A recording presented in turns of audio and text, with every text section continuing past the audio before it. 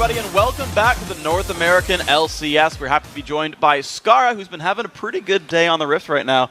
Skara, congrats on the win. Thank you. I feel really good about it.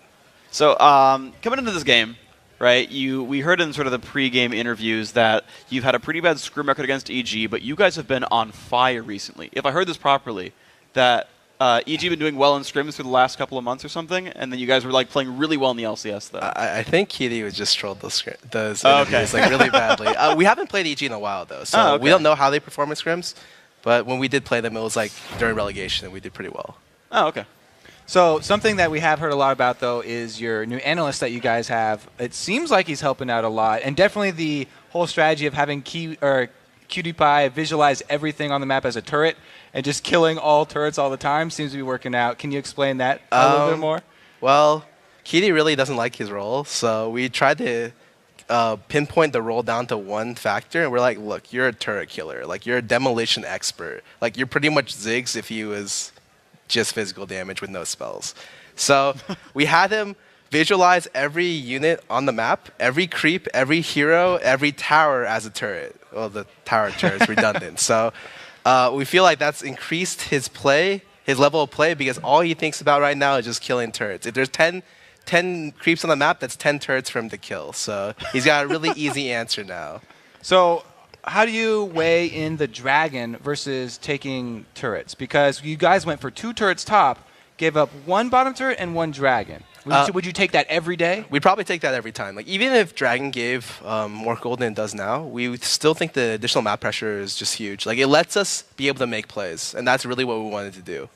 All right, so then actually let's get into some of the plays you guys made throughout the game. Mid lane, about 20 minutes in, you guys took mid inhibitor and took a big team fight off of that. We have a replay of that. If you want to walk us through what happened in a pretty big game-changing fight here.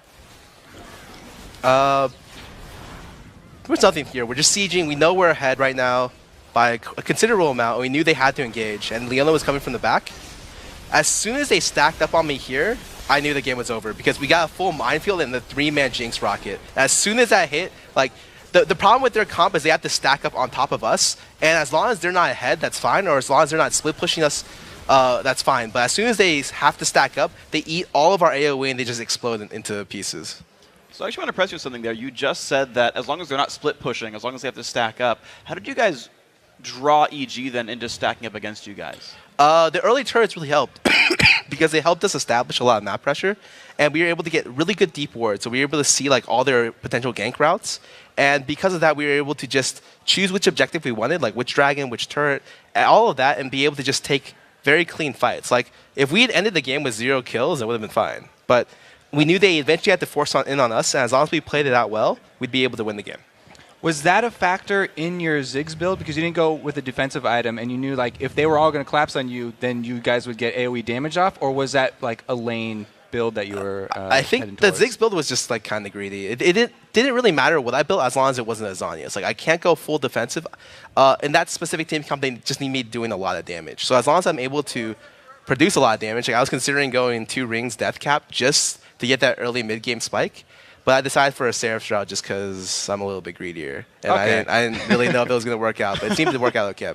Well, let's talk about your teammates. Obviously, you're very proud of them. You guys came back, and now you're on a streak. How has Cruiser been fitting in with the team, you know, not only in the games, but also in the home life? Because that's important to Dignitas. Cruiser's doing really well. Like, he's actually a really funny guy, and he performs really, really well. Like, we first came in, we had maybe our doubts. Like, he performed the best out of all of our applicants, but we still weren't sure if that was, like, good enough. But he's just been able to up his level, and I feel like having our regimented practice and regimented like drills have helped him become a better player. And we weren't sure if that was going to happen, but we just lucked out there, and so he's becoming like a really strong top lane force. Well, it's good to hear that Cruz is doing well. Talk to me then about the Dignitas family overall. You guys started out 0-2, had to keep your hopes up. Now you're on a 4-game winning streak.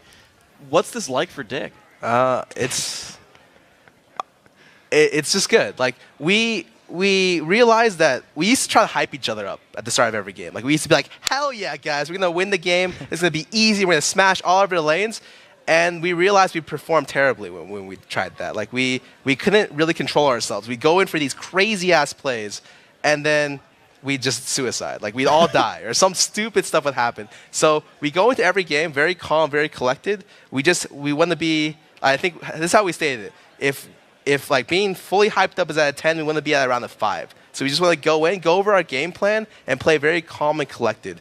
And if we just do that, it's when we perform the best. When it seems by the end of the game, you guys are at 10s. The clip of Kiwi Kid yelling because they won. We thought the game was over, and we're like, why is the Nexus still up? And Cruiser's like, help me, please, guys. I'm like, okay, my bad. Well, it worked out for you guys. Scar, thank you very much for your time. Congrats on